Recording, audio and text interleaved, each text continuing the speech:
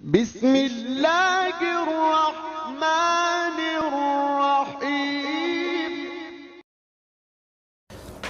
బిస్మిల్లాహి రహమాన్ రహీం. సోదరులారా, సోదరిమణులారా, మనిషి దైవ ప్రవక్తను ఎందుకు అనుసరించాలి? అతని జ్ఞానము, అతని యొక్క విజ్ఞానము, అతని చదువు, అతని సంస్కారము ఇవి సరిపోవా? అతనికి ఒక మంచి మార్గంలో వెళ్ళడానికి ఇతనికి సరిపోవా? ఏమండి, ఆకాశానికి నిచ్చెన వేస్తున్నాడే, అంతరిక్షాన్ని జయించాడు. ఈ రోజున మనిషి విజ్ఞానము ర్యాకెట్ మాదిరిగా పైకి పోతుందే. మరి ఎందుకు ఆ విధంగా తనకు ఏమి కావాలో అతనికి తెలియదా?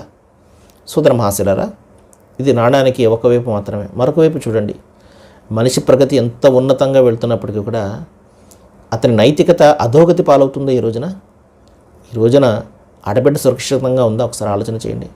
సమాజం సురక్షితంగా ఉందా? బిడ్డ బయటికి వెళ్తే తిరిగి సురక్షితంగా ఇంటికి వస్తాడు అన్న భరోసా ఈ రోజున మనకు ఉన్నదా? ఇప్పుడు ఏం జరుగుతుందో తెలియదు. దేవుని యొక్క దయ వలన మన రాష్ట్రాల్లో, తెలుగు రాష్ట్రాల్లో ఇటువంటి పరిస్థితి లేదు. కానీ ఇప్పుడిప్పుడే హైదరాబాద్ నగరంలో కూడా ప్రవేశించింది ఏదైతే ఆ భావాజాలం ఏదైతే ఉందో మనం చూసాం ఈ మధ్యన. కాబట్టి కలుపుతాము, కడతాము, కలిపించుతాము అన్న వారి యొక్క మాటలు మనిషి వినడం లేదు. కానీ పడగొడతాము, విడగొడతాము, మరొకటేదో చేస్తాము, మీరు వేరు మేము వేరు అని ఈ విధంగా విభజన మాటలు ఎవరైతే చెప్తారో వాళ్ళని నమ్ముతున్నాడు ఈ రోజున మనిషి. అంటే మనిషి భావాజాలం మెల్లిగా మారిపోతుంది. ఒక అబద్ధాన్ని ఒక 10 సార్లు చెప్పారనుకోండి, మనిషి అదే నిజం అనుకుంటాడు. ఆ విధంగా ఇంజెక్ట్ చేసి చేసి చేసి వీళ్ళ వలన నీకు ప్రమాదం ఉన్నది, వీళ్ళు ఇక్కడి వారు కారు అని చెప్పేసి ఒక వర్గంపై వ్యతిరేకత భావాన్ని కల్పించారనుకోండి, 4 సార్లు కాదని 5వ సారి ఓహో అని చెప్పేసి నిజంగానే నమ్ముతాడు. ఆ విధంగానే జరుగుతుంది. కాబట్టి ఇది కేవలము అధికారం కోసము, 4 సీట్లు సంపాదించుకోవడం కోసము ప్రజలను విడదీసే ప్రయత్నం. బ్రిటిష్ వాళ్ళు అదే చేశారు, డివైడ్ అండ్ రూల్. ప్రస్తుతం ఉన్నటువంటి వాళ్ళు కూడా అదే విధంగా చేస్తున్నారు. దైవ ప్రవక్త ఏం చెప్పారు? మనం ఎందుకు దైవ ప్రవక్తను అనుసరించాలి అంటే, దైవము ఈ విధంగా మనిషి ఇంత బలహీనుడు కాబట్టి ఈయనకు మనిషికి ఏం కావాలో అతనికి తెలియదు కాబట్టి, సృష్టించిన వానికి సమస్తం కూడా తెలుసు కాబట్టి మనిషికి ఏం కావాలో ఆయన తన ప్రవక్తల ద్వారా అందజేశాడు. కాబట్టి ప్రవక్త ప్రతి కాలంలో వచ్చారు. నేను చాలా సందర్భాల్లో చెప్పాను, ఆ జాతి ఏ ప్రవక్త అయితే వారి వద్దకు వస్తాడో ఆ ప్రవక్తను అనుసరించడం తప్ప మరొక మార్గం లేదు. కాబట్టి ప్రతి ప్రవక్త కూడా వారికి మార్గదర్శకుడే.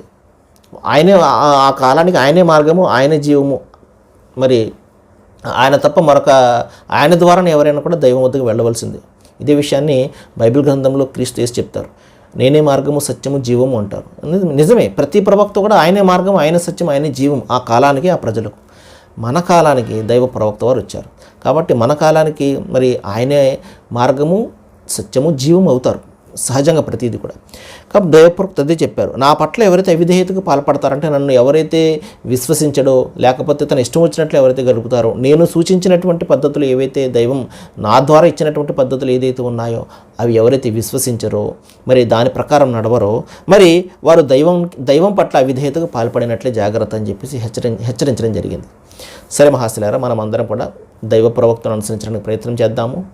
మనము ఆ సృష్టి ప్రభువు కోసము ఆయన పంపినటువంటి మార్గదర్శకత్వాన్ని అనుసరించడానికి ప్రయత్నం చేద్దాము. సర్వేజన సుఖినో భవంతు. Thank you very much.